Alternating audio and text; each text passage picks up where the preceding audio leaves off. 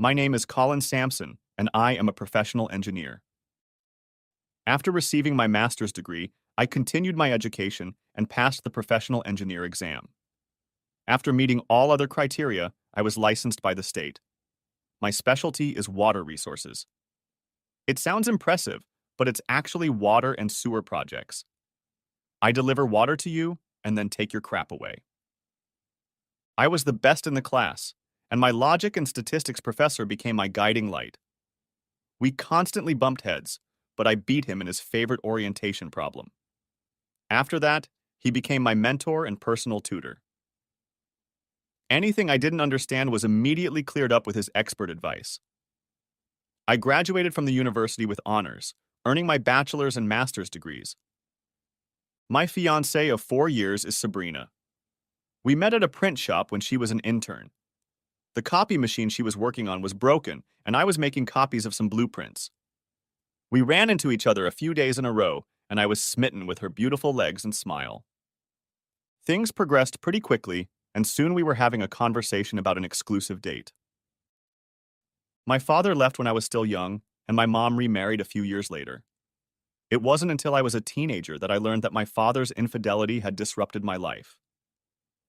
My adoptive father didn't really aspire to be a father. I still harbor ill feelings toward my real father. He stopped coming to see me shortly after he moved away. I always felt that I didn't matter to him.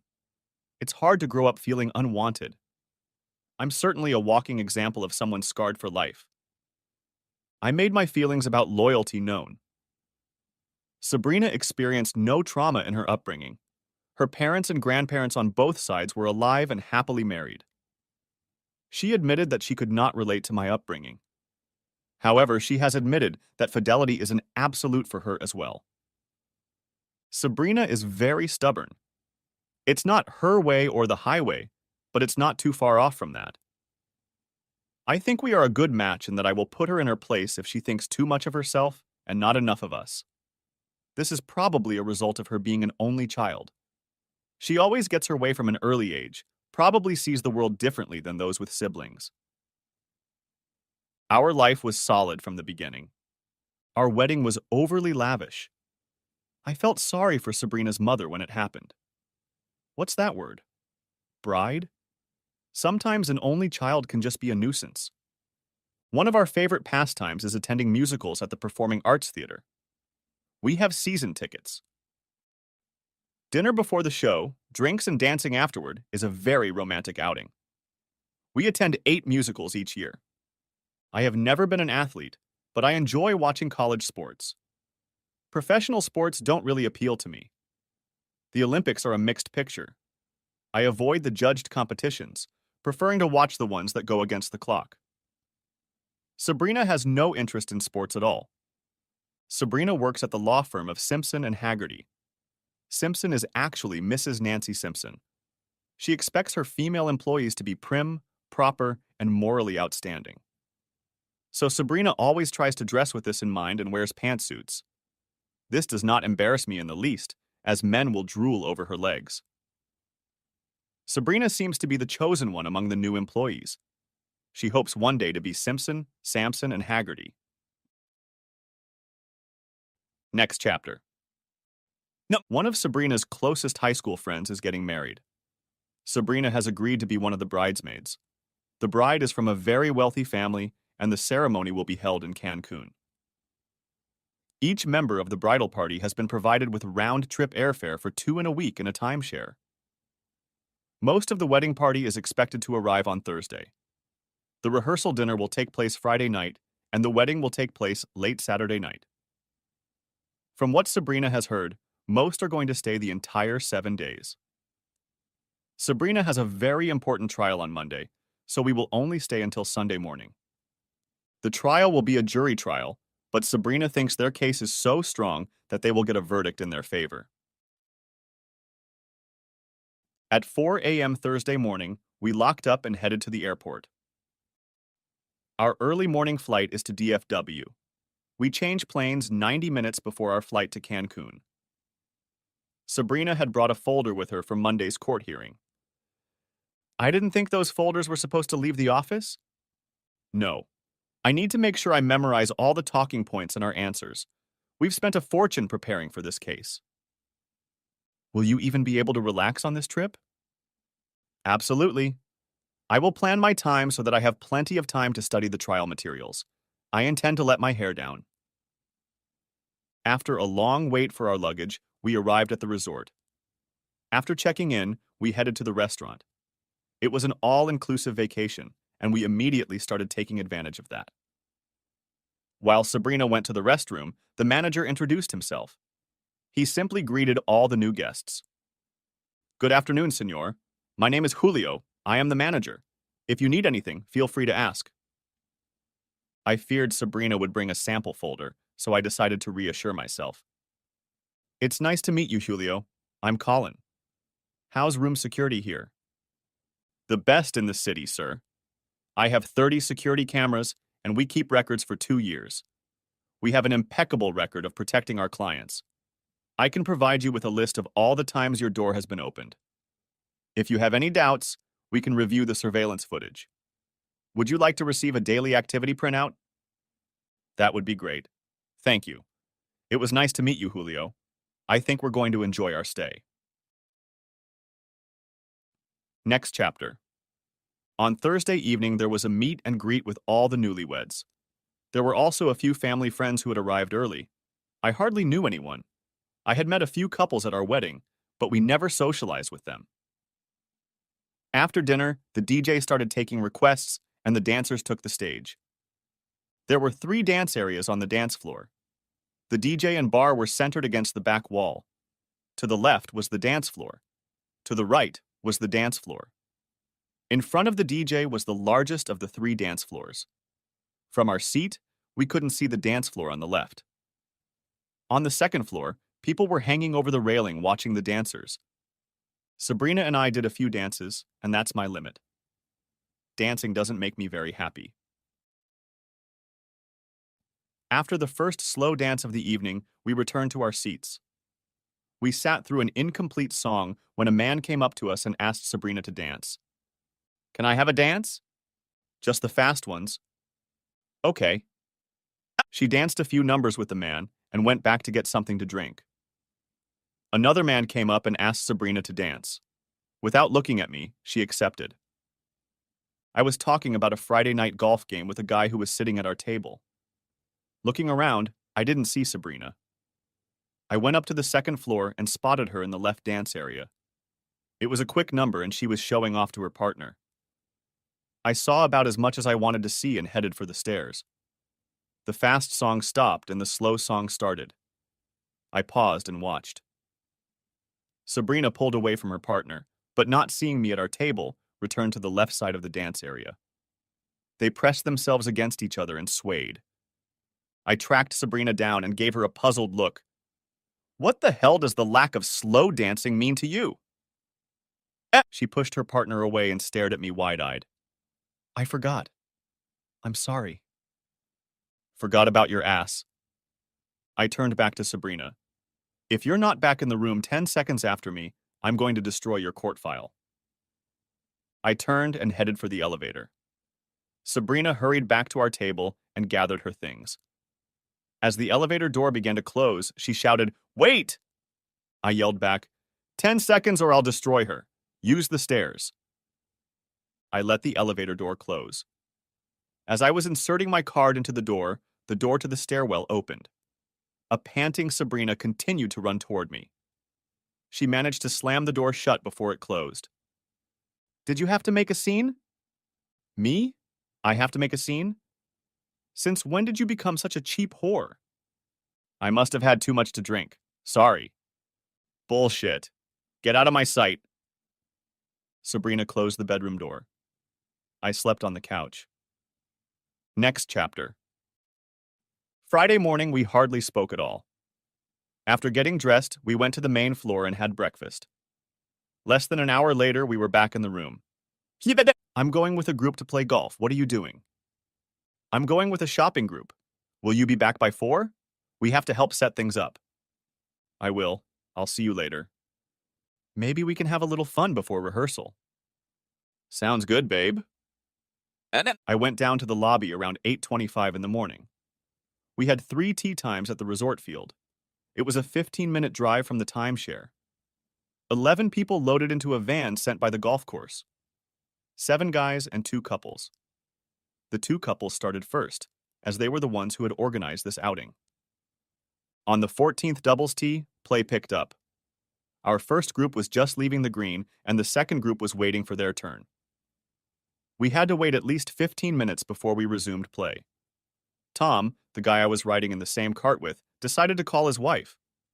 He asked her how the shopping was going and also inquired about how a husband and wife usually communicate. After he hung up, I asked him, "Do ladies like shopping?" "Oh yes, Shelby can easily max out a credit card. No matter where we are, she can find something to buy. She said one of the ladies wasn't feeling well. She sent her bags back to be left at the front desk. Great, so she can turn that into 2 shopping trips." "That's hilarious. Her hands are empty now. Let's hope the exchange rate is favorable today." "No shit like that. She's not really into budget shopping." I picked up my phone and pressed the button to dial Sabrina's number.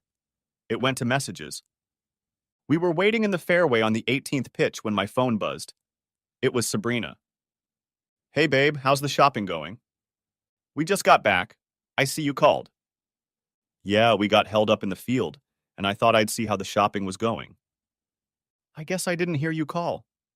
You know how noisy these malls can be. Our cab just dropped us off. Will you be back soon?"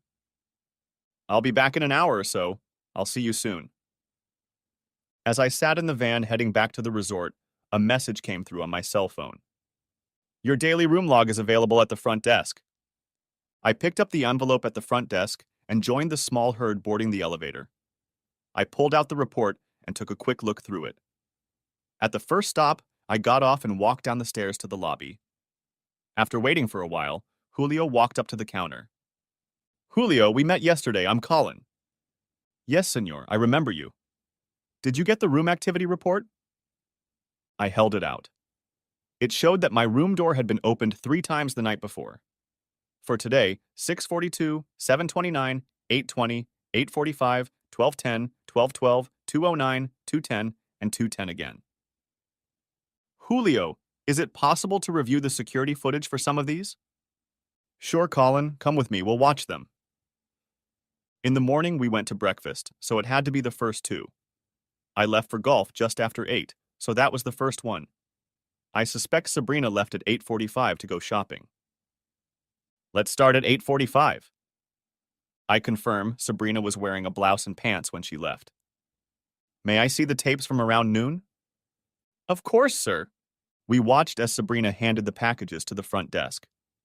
When she entered our room at 12:10, she had another package in her hand. 2 minutes later, she left without a bag, taking only the room key with her. "That's my wife. How about 2 hours?" "My pleasure, sir." Sabrina was wearing a long men's t-shirt with the logo of some kind of 10K race on it. "Hold on. Why don't we rewind and see where it came from?" He liked to play with his security system. He went back 5 minutes. He had 2 screens, and each one displayed 16 views simultaneously. 2 from each floor, as well as many views from the lobby and outside. We found Sabrina leaving room 305 before returning to our room. The expression on her face was blank, almost emotionless. "Can we come back around noon and go over the tapes?" A few minutes after noon, a tall man walked into room 305. Because of his height, I thought I recognized him as the husband of one of the bridesmaids. At about 12:14, Sabrina pushed open the door of room 305 and stepped inside. "Are you all right, sir? Can I get you some water, coffee, or something stronger?" "No, but thank you for asking." Another view. "Can we go and look at the 2 o'clock ones again?" We watched Sabrina walk into our room wearing a t-shirt. A minute later, she came out, dressed in a robe, carrying a small bag. We watched as she placed the bag in the trash can by the elevator, and then returned to our room. "Excuse me, sir. Would you like me to print out the pictures of her going in and out of the rooms?" I slipped him a 20. "Yes, I'll take them from you tonight." Please don't tell anyone about this meeting. I assure you, sir. I checked the bridal list. Room 305 was occupied by Dennis and Mary Lou Denton. She was a bridesmaid. On my way to the room, I rummaged through the trash can a bit and found the bag Sabrina had thrown away. It was the t-shirt she was wearing. I buried it in my windbreaker and walked into the room. Hey, Han, we have time to have a little fun before we head to rehearsal. As much as I'd like to, my stomach won't let me. I'm going to sit in the shower and try to relax a little. Oh, Han, that sucks. Let's hope you feel better today. I didn't have the slightest intention of getting sloppy seconds. I couldn't think of an explanation that would lead to anything but divorce. Obviously, I couldn't contain my growing rage lest it affect my behavior. As we were getting ready for rehearsal, Sabrina remarked, "Someone's in a bad mood. Maybe I can lift your spirits tonight." I doubt it. She made an embarrassed look, but left it at that.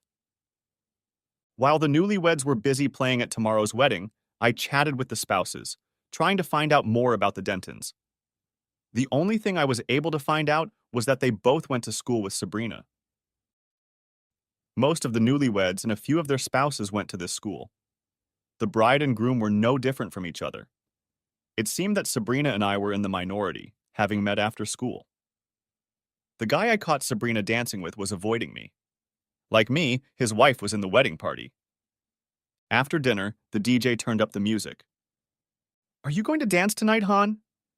"No, none of us are dancing tonight." "But I want to dance."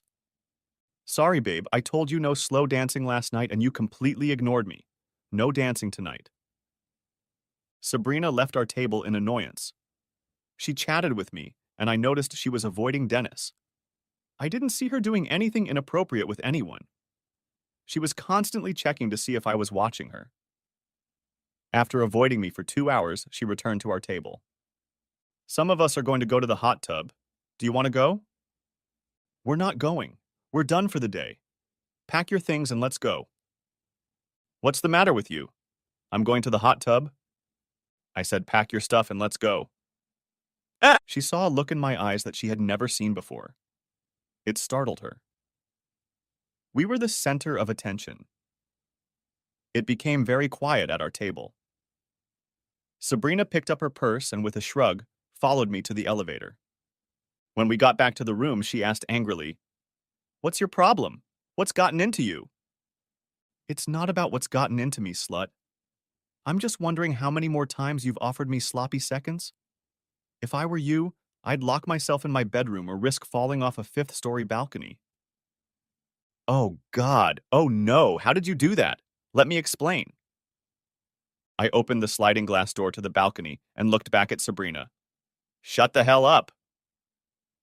I took a step toward her, but she ran into the bedroom and slammed the door shut. From behind the door, I heard her pleading, "Colin, please, can we talk?" "You'll behave normally during the wedding, but it's over between us." "Don't say that. I love you." I slammed my palm on the bedroom door. "Shut up, slut. We're done." Sabrina sobbed. I quietly left the room, walked down the hall, and picked up the envelope Julio had left for me. There was a copy machine in the business center, and I made 2 copies of each of the photos. I watched television until 2 in the morning. The crying coming from the bedroom continued until midnight.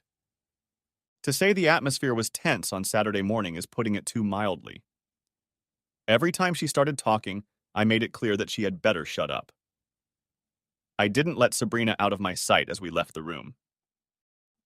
Around noon, she started getting ready for the wedding. After a few minutes of socializing with the bridal party, many of the ladies tried to cheer Sabrina up.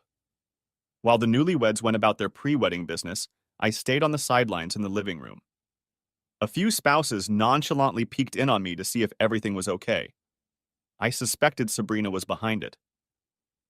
I took advantage of the free time to change my return flight to the red-eye, which was leaving for DFW at midnight. When the wedding was over and the reception got down to cake and dancing, Sabrina finally spoke. "Are we going to dance this evening?" "Yeah, all the way to the fall, but if I see shit like that Thursday night, your room key might not fit." "That's okay. I only want to dance with you. We didn't dance. I realized she really wanted to talk. She could yell, and I never let her. After the wedding ceremony, every time I got a drink for Sabrina, I put a sleeping pill in it. It lasted until the bride and groom said goodbye to the crowd. I don't feel so good. Can we go back to the room? After Sabrina fell asleep, I packed my things. I took her passport, driver's license, credit card, and file folder. I put a set of photos in her suitcase with a note that said, "I've already gone home." I prepared a package for Mary Lou Denton. It contained both the photo set and the shirt Sabrina had thrown away. There was a note in the package. "Mary Lou, this is the shirt that my soon-to-be ex-wife Sabrina left your room in on Friday." The pictures show Dennis and her together for about 2 hours. Colleen. As I waited for the cab to the airport, I found the Dentons still partying. "Mary Lou, here's a package and a note for you. Dennis, I wish you the most painful divorce the world has ever seen. You'll be looking over your shoulder for a long time to come. Who knows when, but you haven't seen the last of me yet." There was fear in his eyes, but I didn't want to mess with the police. The cab driver was already loading my bag when I saw resort security heading toward the reception area. As we pulled away, I saw Dennis being escorted by security. He was pressing a towel to his forehead. Next chapter. I was exhausted, but by 7 in the morning I was back at my house. Sabrina was supposed to wake up soon. I'd taken a few naps on the flights to and from DFW. Wasting no time, I brewed some coffee. There wasn't much food in the fridge, so I started snacking on cookies and energy bars. My phone beeped that a text had come in. "Where are you? We have to leave for the airport in an hour? Why didn't you wake me up?" A smile crept across my face. My phone rang, but I missed the message. I turned on my voicemail. "Colin, I'm so sorry. We can work through this. You can have a hall pass. You might have 10 hall passes. Please talk to me." I sent a text. "I'm already home. Your passport, driver's license, credit card, and court file are on the kitchen table. I won't be here when you get home." I counted backwards from 20, but no sooner had I gotten to 0 than the phone rang again. I switched it to messages again. The venom was dripping. "You're a freak! I'm stuck here! I need to be in court in the morning." Unable to contain myself, I sent a message. "Very sorry. You weren't part of my plans. Can you get over it?" "Oh, wait. Of course you can. You were all over the place on Friday at noon. Well planned." I scanned the set of photos into the computer, edited a few, annotating them, "Her husband's room," "Not her husband's room." I sent them to Sabrina with a BCC note to all members of the wedding party. I also sent them to Sabrina's parents. The message Sabrina left about an hour after her outburst almost made me feel sorry for her. I said almost. She was sobbing so hard she was choking when she spoke. I I can't get help with my passport until tomorrow. Oh my God, she's gonna fire me. Please help me. Do something." I did something. I deleted the message. It was too pathetic to listen to. I sent a return message. "If you want, I can give the court folder and a set of photos to Mrs. Simpson." The thought occurred to me that I shouldn't own that folder. I decided that would be my way out of jail. Sabrina's return message was the message of a broken woman. "Yes, please give them to her, thank you. I never meant to hurt you. Can we at least talk?" And the only thing I knew for sure was how to spell the word divorce. Until today, I had never given much thought to the mechanics of divorce. My concern was that if Sabrina lost her job, I would have to pay alimony. I decided not to give the pictures to Mrs. Simpson. After ascertaining her address, I drove to her place. "Mrs. Simpson, I'm sorry to bother you on a Sunday. Sabrina and I were in Mexico. I'm home, but Sabrina had a problem with her passport. She asked me to give this to you. Have a good day." A few hours later came another message. "She suspended me without pay for a month. She didn't say anything about the photos." I quickly replied, "Lost her husband, derailed her career, lost the respect of her friends and family, all for the sake of some quick fun. What a shame. When you said you were going to let your hair down, I had no idea. You must have shown me. I held onto the pictures in case our divorce was ugly. Please, Colin, no divorce. I don't want to lose you. When can we talk? Just texting her made me more furious. It's easy to declare your love after shitting in your own bed. I'm turning my phone off. If you can be here in 15 minutes, I'll listen to what you have to say. True to my word, I turned the phone off. Next chapter. Monday was my day off, so I put off packing and slept another night in my bed. At dawn, I listened to a few more voicemails from Sabrina. They were straight out of a cheating textbook. I decided to find a place to stay for the night, using the bed and breakfast route. I found one near work for $3.50 a week, including lodging fees. There was an 18-day period free starting today. I went to look at the place. It looked perfect, and the woman representing the house, Denise, was a bit reserved but convinced me to book it. The house had a hot tub on the back porch and parking in the attached garage.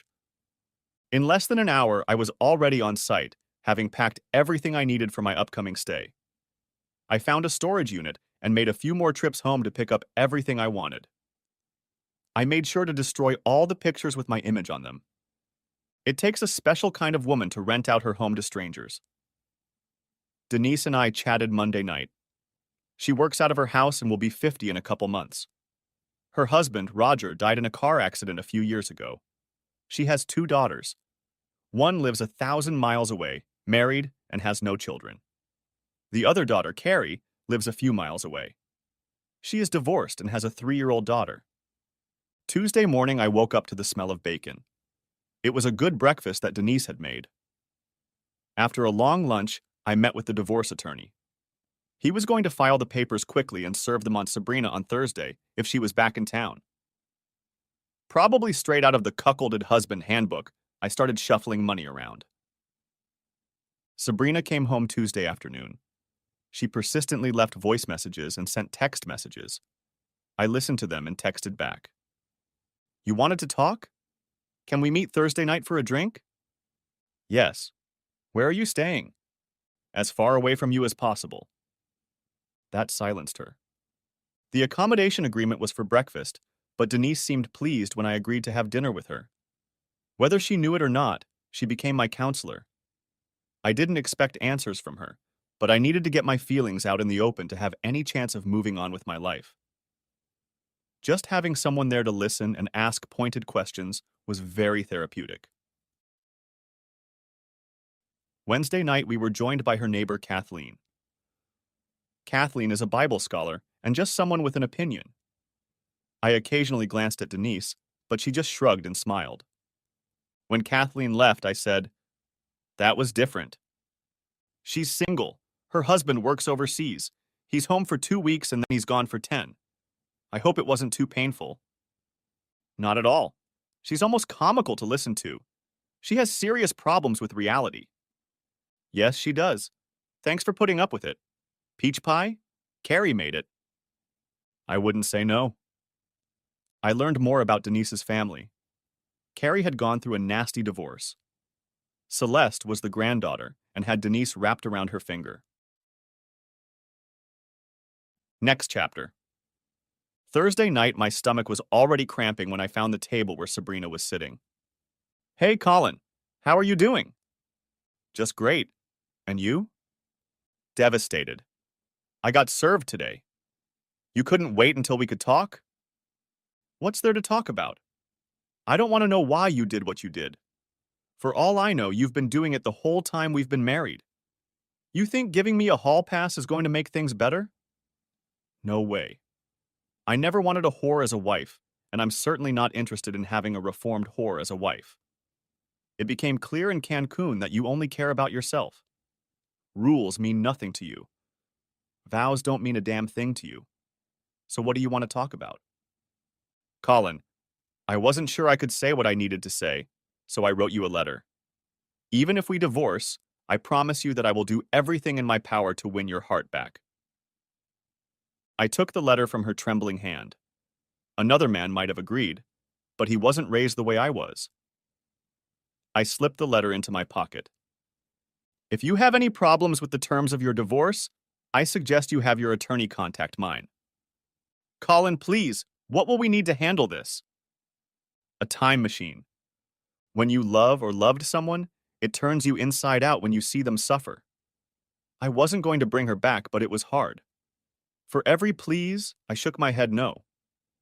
Denise was waiting for me when I pulled up to the house after 10. Do you want to talk?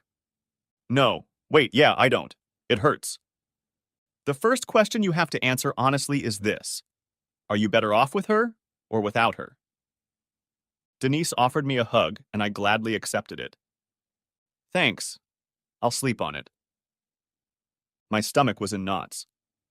I went to bed, but didn't fall asleep until well past midnight.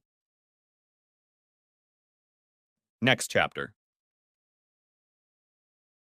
On Friday afternoon, I left the office early to catch my alma mater's NCAA first-round game. At halftime, we had a comfortable lead. I was entertained by Celeste. She's 3 years old, and there's a sly little twinkle in her eye. A woman in a stylish outfit walked through the front door without knocking. She was pleasant to look at, and her physical features seemed rather average. You look good in that outfit. You must be Carrie. Yes, and you must be Colleen. I am.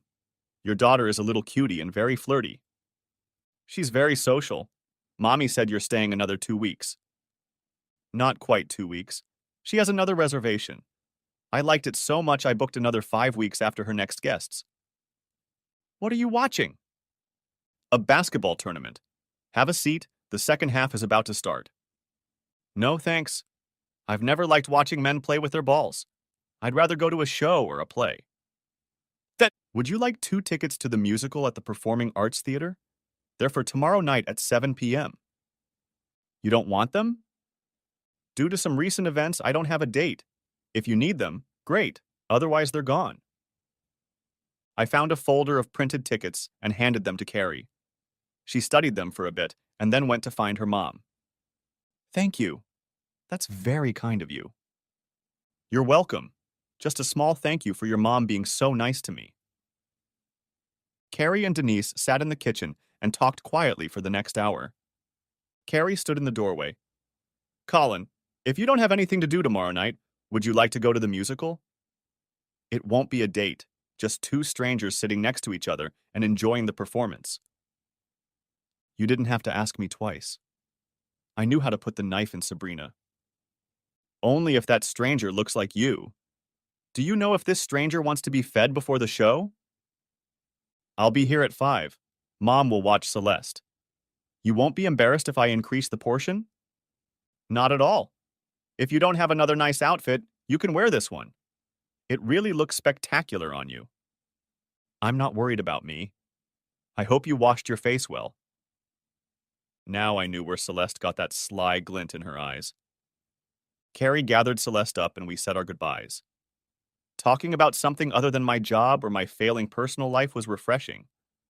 It wasn't announced as a date, but I was definitely nervous for Saturday. Midnight. My chance to do a little digging on myself came around noon. I got a text from Sabrina. My calendar reminded me of our musical tonight. Are we still going? I'm taking someone else. Am I really that easy to forget? That's amazing. That's exactly what I thought in Cancun. I'm sorry, Colin. Did you read my letter? Not yet. To tell you the truth, I had forgotten about the letter. My initial reaction was that the lawyer in it had time to twist the facts. I looked at the envelope, but decided it was too soon to torture myself. Next chapter. Carrie arrived around 4 o'clock. Denise, Carrie, and I were sitting at the kitchen table making small talk. Carrie was as nervous as I was. It was getting close to 5 o'clock, and Carrie said to Celeste, "Behave for Grandma, I love you." After Carrie gave Celeste a big hug, we walked out the door. I went to the same restaurant Sabrina and I would go to. The conversation turned to work. Carrie was a civil engineer. She had yet to take the professional engineer exam. I'm jealous. I've taken the test twice and still haven't passed. Well, I dedicated myself to passing it. I was a full-time student until I passed it. I bet you've been working. Worked. Now it's become clear that you have to focus, or you won't pass. Did your divorce affect your attempts to pass the test? Definitely. It was a very bitter custody battle, and it's still not over. I'm constantly worried that he's going to disappear with Celeste. He didn't want a divorce. He thought that the fact that he was having fun with his whore was irrelevant, and that we should stay together and raise Celeste. There was nothing I could do about it. The courts tend to favor the mother. Mom says your problem started a week ago. Well, without knowing what led to her betrayal, let's just say I found out I had problems a week ago. I'll be honest with you. It took me 6 long months to get through the days of rage, hatred, self-pity, and depression. We may clash over the next 6 months, but I'm not going to put myself in danger until you've had time to deal with all the emotional issues. Fair enough. As your invitation says, it's just 2 strangers choking on their food and then sitting nervously next to each other in the theater. She giggled. I'm nervous. What's the big deal? You're just being kind. You knew I would be nervous and you didn't want me to feel alone. We changed the subject and enjoyed our meal. After the musical, I offered her a drink, but she declined. When we got back to Denise's house, Carrie suggested, would you like some Irish coffee? That sounds great. We spent another hour discussing engineering projects in the news. When she got up to leave, we both stood there not knowing how to end the evening. I had fun. Me too. Pretty cheesy, but it suited us both. I heard Denise's bedroom door close. I suspected she was snooping. Next chapter. On Sunday, I bought a thank you card and addressed it to Carrie. I left it with Denise to give to Carrie when she dropped Celeste off on Monday. My alma mater hit its 16th anniversary. I rearranged my schedule so I could get there early and get home before Carrie picked up Celeste. I'll admit, I was in love with her and with Celeste. I can't say the next 2 weeks flew by quickly, but work was hectic, and all the things my lawyer wanted to do kept me busy. I had dinner with Denise 3 or 4 times a week. She's an interesting person. I had to leave for 3 days as Denise had rented an apartment before I arrived. Colin, I know you've booked another 5 weeks, but I have a suggestion. I'd rent you a room for $1,000 a month. If that would suit you, I can cancel your upcoming 5-week stay. It won't affect your customer rating if I cancel it. Do you need time to think about it? Perhaps. I'd hate to do something stupid. Okay, I thought. I'd love to rent a room from you. Keep the key. I'll see you on Monday. If there are things you wouldn't want to move, you can store them in the garage. I kissed her. Thanks, Denise. I'll get the cash. Over the weekend, I realized that the next musical was next Saturday. I printed out the tickets and put them in an envelope addressed to Carrie. After moving back on Monday, I left the tickets with Carrie when she dropped Celeste off on Tuesday. Carrie, I still don't have anyone to sit with me. Take your current squib and have fun. Colleen. After unpacking on Monday, I joined Denise for coffee and peach pie a la mode. The pie was delicious. Thank you. Don't thank me. Carrie made it. Well, then thank her for me. She's having dinner here tomorrow night. Why don't you thank her yourself? It seemed that Denise was my social coordinator and had organized a non-date with Carrie. I can do that. Next chapter. Tuesday morning, I received a text from Sabrina. Mrs. Simpson suggested I find another law firm to work for. She found out we were getting divorced, and I think she talked to someone from the wedding. I was already planning for something like this to happen, so I'll be starting at Adams and Maven on Monday. Good luck with that. Are we going to the musical on Saturday? I gave the tickets away. Did you read my letter? No. Either Colin doesn't mean that much to me, and I'm going to do something premeditated, or Colin doesn't mean that much to me, and I'm going to do something spontaneous. Knowing how you tried to pull it off won't change the one constant. Colin doesn't mean that much to me. You mean everything to me. I wish I could find a way to let you know how sorry I am. I wasn't in the mood to have dinner with Denise and Carrie, but I did my best. Denise ambushed me. She had taken Celeste to a movie, so it was just Carrie. We made small talk at dinner, then moved into the living room and sat in the armchairs. Colin, you seem distracted this evening. Is everything okay? I exchanged messages with her today. Like you said, it's taking a while to deal with the anger that has suddenly set in. Things took a turn for the better about an hour ago. I'm fine now. Colin, would you keep me company for the musical on Saturday? It's my turn to buy dinner. Carrie, I'd be honored. Would flip-flops and ripped jeans be okay? I'll let you decide. And she flashed the same sly glare. On Saturday, I wore my best suit. We were much more comfortable with each other this time. Neither of us looked nervous. When we had drinks after the show at Denise's house, we stood around not knowing how to end the evening. Things hadn't changed from the first time. Colin, come closer. I don't want Mom to hear this. I stepped closer and took the hand she held out. I really enjoy your company, she whispered, and kissed my cheek. She tried to pull her hand away, but I brought it to my lips, kissed the back of her palm, and said loudly, I really enjoy your company too. We both burst into laughter. I let go of her hand, but she pulled back to me and we hugged gently. I had a great time. Me too. On Sunday, I bought another thank you card and left it for Carrie. Next chapter.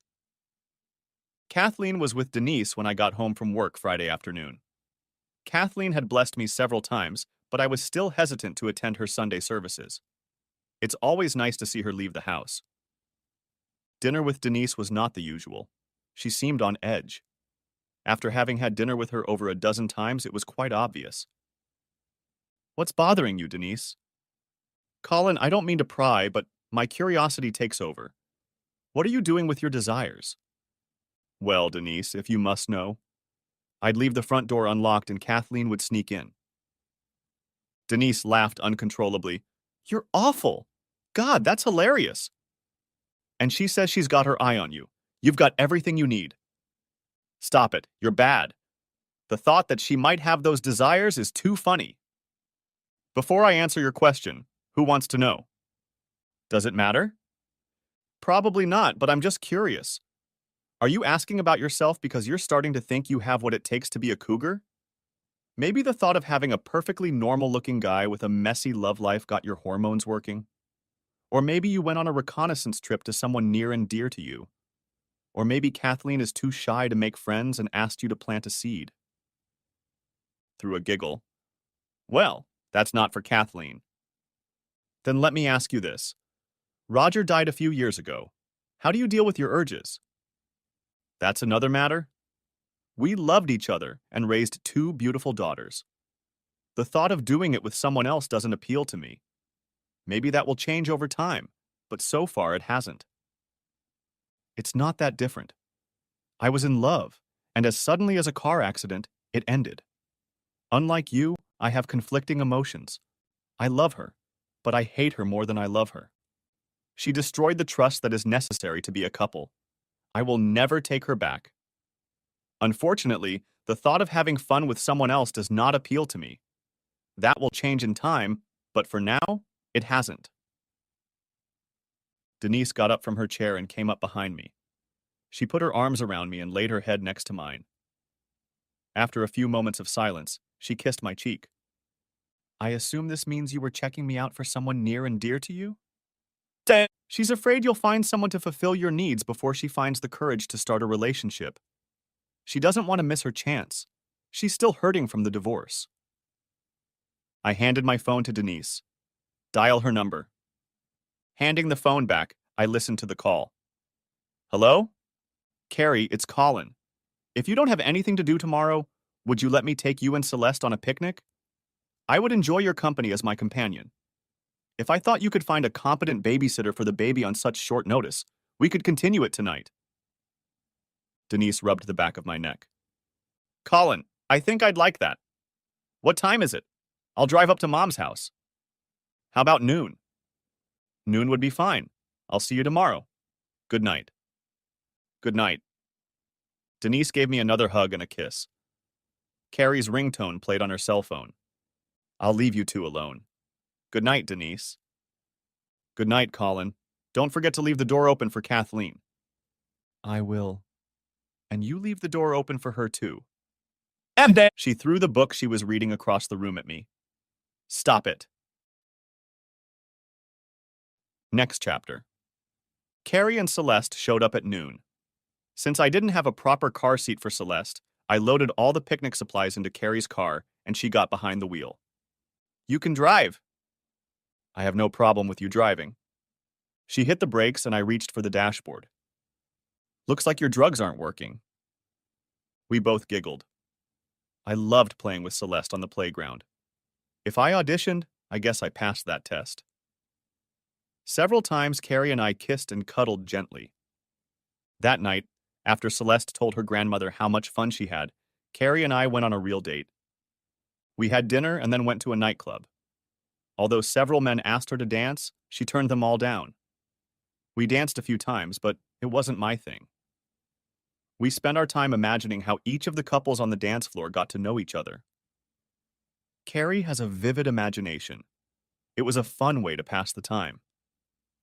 When it was over, I picked Celeste up in my arms and carried her to Carrie's car. Once Celeste was in her car seat, Carrie turned to me.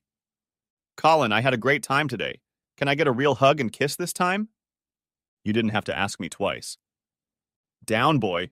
You better go inside and get ready to meet Kathleen. Now I was embarrassed. Obviously, Denise knew about our conversations. Well said. I can't tell you how much I needed a day like today. I'll see you on Monday. Good night, Carrie. A sparkle sparkled in her eyes. I needed it too, Colin. Good night. I turned and saw Denise watching us from the living room window. She quickly disappeared. Kathleen didn't show up. I squirmed all night. Next chapter. The following Friday, I joined Kathleen at the dinner table at Denise's house. Putting Kathleen facing the refrigerator, I filled my glass with ice. I muttered, I can leave you two alone.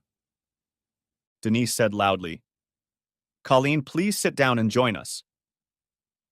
Kathleen paid no attention and began her crusade to convert me. Like I said, it's always a pleasure to see her leave the house. Pretty proud of yourself, mister. Denise kissed me briefly on the lips and hugged me very tightly. She has a beautiful full bob, although you can never tell that from the baggy tops she wears. Thanks for everything. Carrie said you're taking her to the movies tomorrow. To the Megaplex. I'll let her pick it out for herself. I hope Kathleen realizes you're dating again. I do too. With her connections, I could fry in hell. Sabrina relentlessly portrayed herself as sweet and caring. I received daily texts and random calls. No matter how hard I tried to convince her that the divorce was going through, she never gave up hope that I would forgive her. I noticed that her texts or calls no longer elicit an angry response.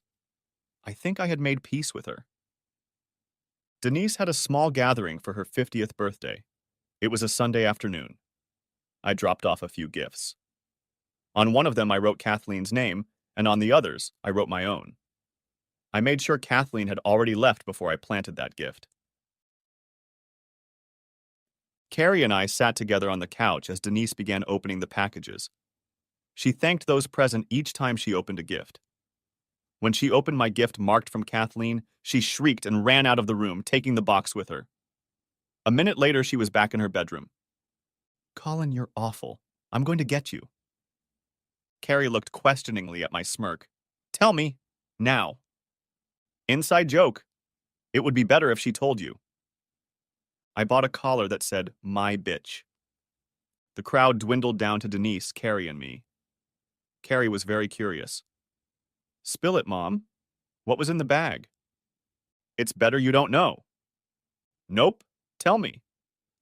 I did, and both ladies giggled.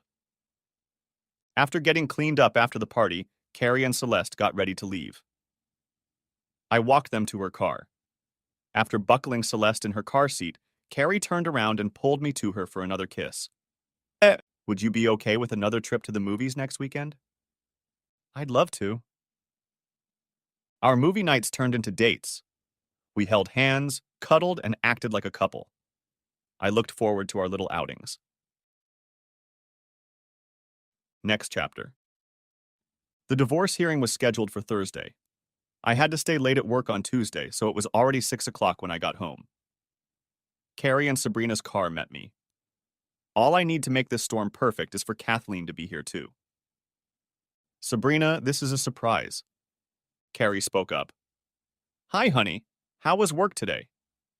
Pretty good. How was your day? Still working on the Evergreen project. Mom took Celeste out for ice cream. Sabrina and I made small talk. Sabrina asked with a confused and distressed look. Can we talk privately? There's no need. You can say whatever you need to say in Carrie's presence. She's been through a divorce, so there's nothing she hasn't heard before. Colin, I don't want a divorce. There has to be some way for you to forgive me. What do I need to do? Sabrina, for the last 3 months I've been adamant. We're not getting back together. But I want you. Carrie entered the fray. There are hundreds of women in this town who want someone like Colin. He could live happily ever after with any one of them. He can't live happily ever after with you because he can't trust you. You say you love him, but how can you torture this man by making him doubt what you really do every time you're not together? For the next 50 years, he'll be in constant doubt, and that's no way to live your life. I won't have anything to do with my ex because of those same concerns. A grin appeared on Sabrina's face. You need someone to talk to? You won't listen to me, but everything she says is true. I loved you more than I can describe, but it wasn't enough for you. I don't want to live a life where my stomach cramps when I don't know what you're doing. Sabrina headed for the door. When she stood on the porch, she said, I love you, Colin. I love you too, Sabrina. I hope everything works out for you. And one more thing. Here, take this. I never got around to reading it. I held out to Sabrina the unopened letter she had written to me. She had ruined our marriage, and her explanation would never matter. Then let me tell you what it says. I admit that I agreed to meet Dennis for fun. When I got to his room, I was overcome with guilt before we did anything. Dennis was upset and became physically aggressive after a while. He made me do it. Bravo. Bravo. I expected nothing less than an extraordinary story. You took what you had planned and victimized yourself. I feel sorry for you if that's true, but you could just as easily have not shown up or backed out over the phone. You didn't. You went, and the rest, like us, is history. Colin, you have a right to doubt me, but it's the truth. And to reassure you, this is the only time I've ever disrespected you in our marriage. Sabrina, you're right. I should doubt everything about our time together. It seems like you were so close to sparing us all this grief, but you didn't. It's time for you to go. Sabrina just stood there and watched. Carrie stormed out and closed the front door. I think she's telling the truth. Maybe a better man could forgive her. I think you treated her with respect.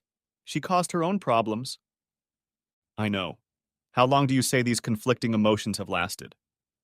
I'll let you know when mine have passed. Denise came back and asked, Tell me, how did your meeting with Sabrina go?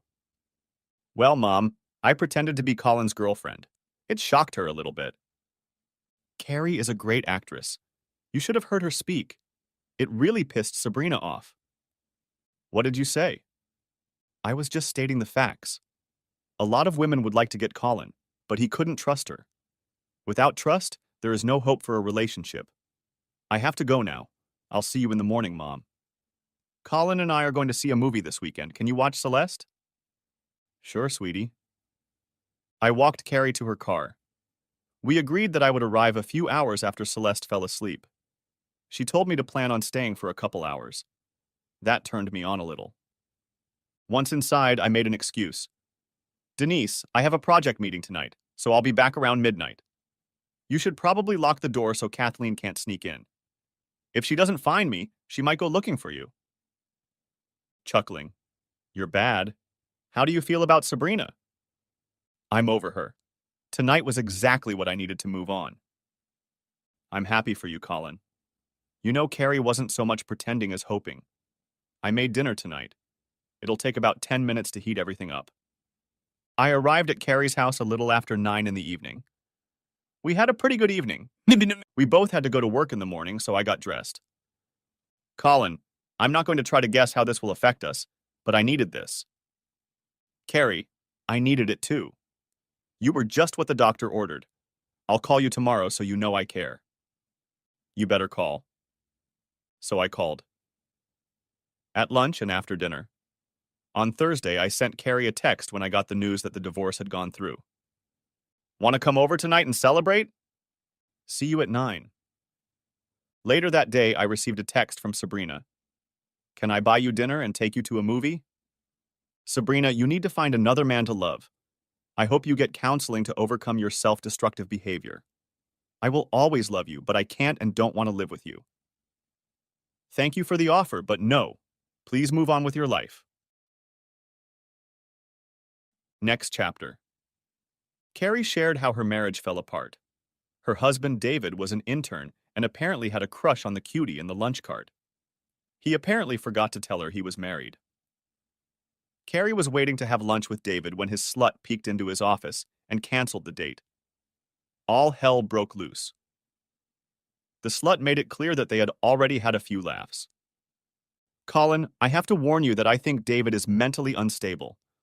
Once he finds out we're dating, he may come after you. Carrie, you deserve it. This is a chance I'm willing to take. Carrie and I dated for another 6 weeks before the conversation about exclusivity took place. It wasn't that kind of conversation. I was her one and only after her divorce. She had been my one and only since I left Sabrina. She knew how I would react to infidelity. I told her about my upbringing.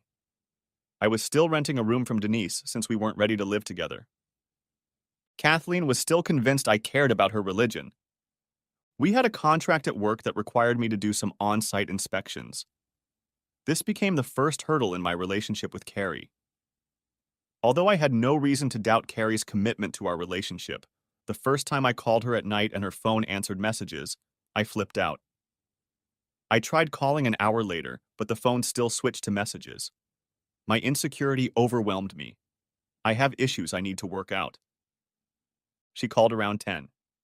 Hey, sweetie, I see you've called a couple times. Yeah, I guess I forgot where you were going.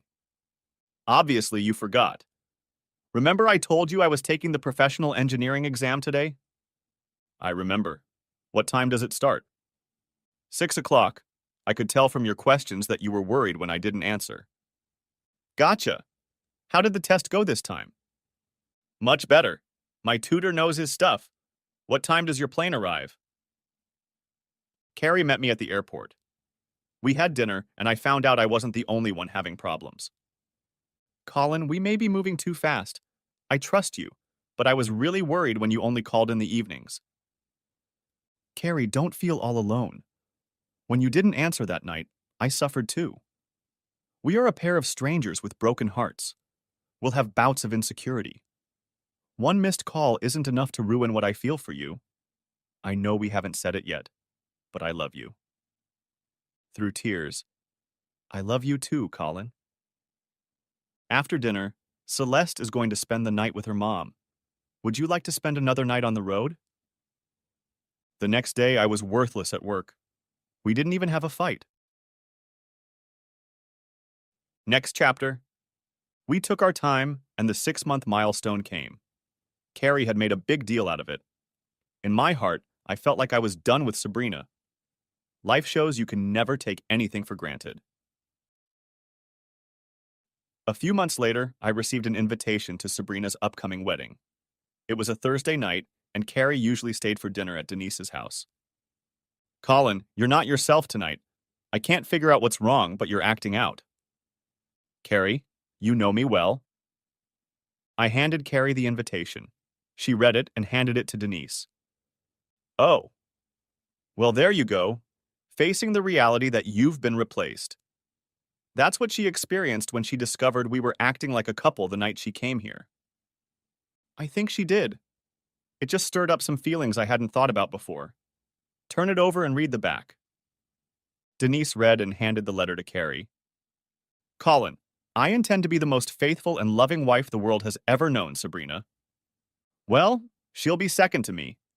Whoever takes me will have the most faithful and loving wife the world has ever known. And by the way, we're not going to her wedding. Any suggestions? No, but I'm getting a little impatient. I've got my eye on a certain man. He's in his early 30s, but he still lives at home with my mom. He has some unresolved issues with his mom, doesn't he? Maybe with your therapy, he can live a normal life. Wait here. Denise and Carrie giggled. I found Celeste watching TV and asked her to join us in the kitchen. Celeste, I'm thinking about asking your mom to spend more time with me. What do you think about that? Mom smiles when she sees you. I glanced at Carrie and she shrugged. Nana smiles when she sees you too. She waits by the window and says, Colin's home. I looked at Denise and she shrugged. Carrie looked at Denise and her smile faded. Should we stay here some more, Colin? Well, no. I thought I'd spend more time where you live. Won't that make Grandma sad? Denise joined in. Honey, I'll see you as often as I always have. I know Colin and your mom will make sure I won't be sad. Colin, will you read me bedtime stories? Anytime you want, sweetie. Mommy, you're smiling again. I think you like Colin. I do, sweetheart. Digging in my pocket, I pulled out a box. I wasn't sure you'd even want to get married again.